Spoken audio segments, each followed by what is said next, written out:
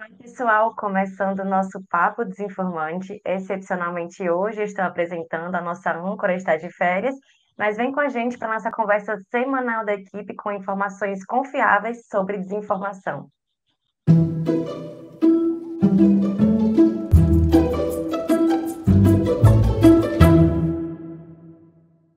Bom, a semana começou, digamos, agitada, né? O presidente Jair Bolsonaro reuniu no fim da tarde da segunda-feira cerca de 70 embaixadores para levantar suspeitas sobre o processo eleitoral brasileiro usando informações falsas. Informações essas que foram, inclusive, checadas por agências de fact-checking e também pelo próprio Tribunal Superior Eleitoral. Rodolfo, qual foi a reação das autoridades brasileiras e entidades sobre esse caso? Oi, Liz. A primeira, e ainda na tarde da segunda-feira, foi do ministro Edson Fachin, do Tribunal Superior Eleitoral. Fachin disse, abre aspas, que há um inaceitável negacionismo eleitoral por parte de uma personalidade importante dentro de um país democrático.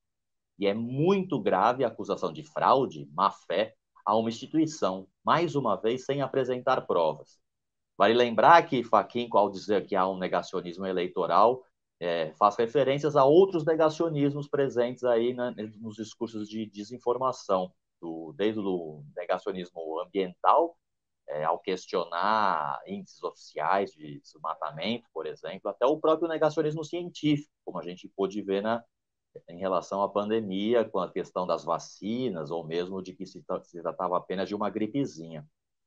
Houve também uma nota lançada pelo Pacto pela Democracia, que reúne mais de 90 entidades, onde, abre aspas, é dito que descredibilizar e enfraquecer o processo eleitoral interessa apenas àqueles que não têm compromisso com a expressão da vontade popular, definida através do voto, base do nosso sistema democrático.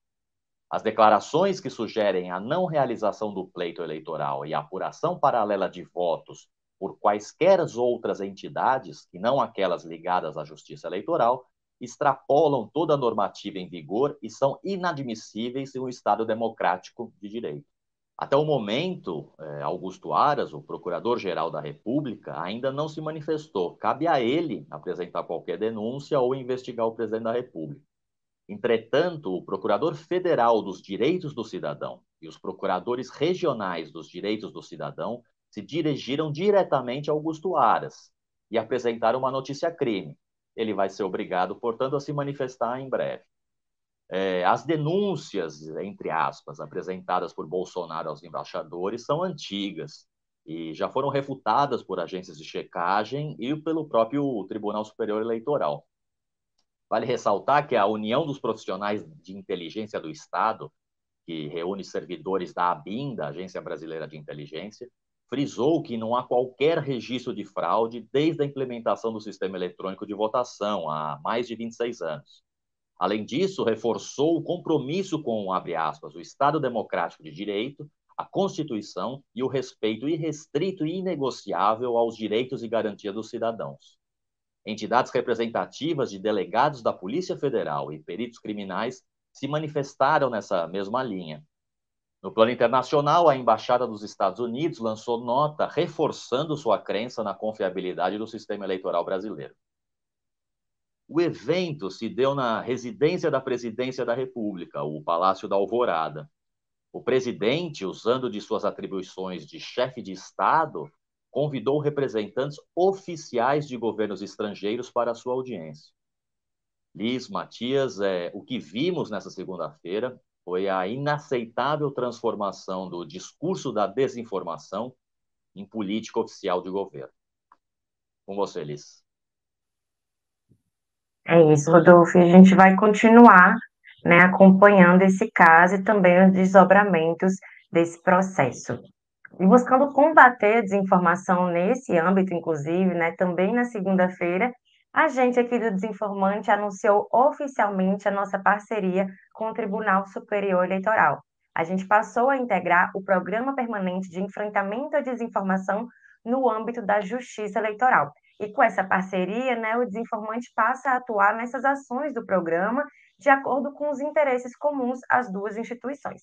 E é importante a gente destacar aqui que essa adesão não implica compromissos financeiros ou transferências de recurso. Para entender um pouco mais dessa parceria, acesse lá o nosso site www.desinformante.com.br. Falando em site, nessa semana a gente publicou uma matéria super importante sobre um projeto de lei que está tramitando na Câmara dos Deputados. Esse projeto de lei prevê, entre outras coisas, a cobrança do acesso a dados públicos. Matias, explica para a gente o que isso implica e quais as preocupações dos pesquisadores que você conversou para essa matéria.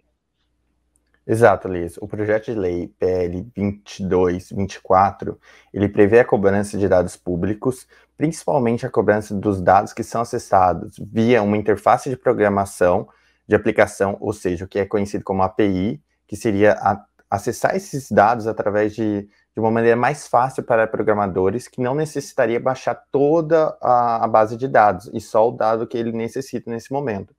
Além disso, também vê a exploração comercial de dados pessoais. O projeto ele foi proposto lá atrás pelo Felipe Rigoni e sofreu mudanças significativas na mão de Thiago Mitraldi. O deputado deixou o texto com algumas partes que os especialistas, eu conversei com Bruno Morassuti, que é advogado e cofundador da Fiquem Sabendo, e também com a diretora da Open Knowledge Brasil, Fernanda Capagnucci, e eles veem com preocupação esse texto, porque um dos pontos é que a gratuidade ou a cobrança diferenciada, como está no texto, ela é feita apenas para instituições acadêmicas, organizações sem fins lucrativos, micro e pequenas empresas e startups. Não existe a previsão, por exemplo, de empresas jornalísticas.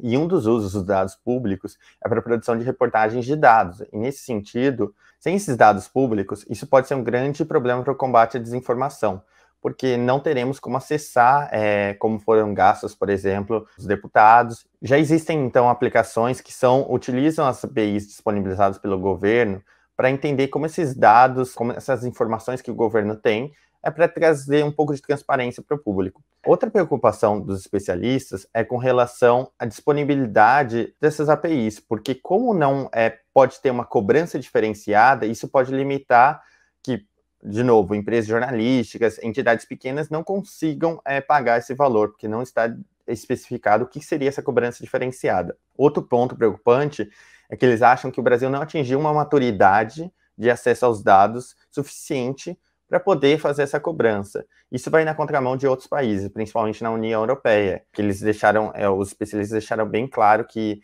eles têm essa base de disponibilizar os dados públicos primeiro. E aí, se existe dados pessoais ou de algum interesse de empresas, aí sim eles fazem a venda desses dados. Então, existe muita preocupação com esse projeto de lei, ele foi adiado em votação e pode voltar para a agenda do Congresso assim que eles voltarem do recesso. Com você, Liz. É isso, né? A gente sabe que informação confiável, informação segura é uma das formas da gente combater a desinformação, então a gente vai ficar de olho nesse projeto. Obrigada, Matias. A matéria completa para você entender ainda mais sobre esse projeto de lei está lá no nosso site. O Papo Desinformante fica por aqui, né, nessa semana. Na semana que vem a gente volta com mais informação confiável sobre desinformação. Enquanto isso, acesse as nossas redes sociais. No Twitter e no Instagram nós somos Desinformante BR. E não esqueça sempre de acessar o nosso site, que a gente tem matérias todos os dias lá sobre esse universo da desinformação. Um abraço e até a próxima.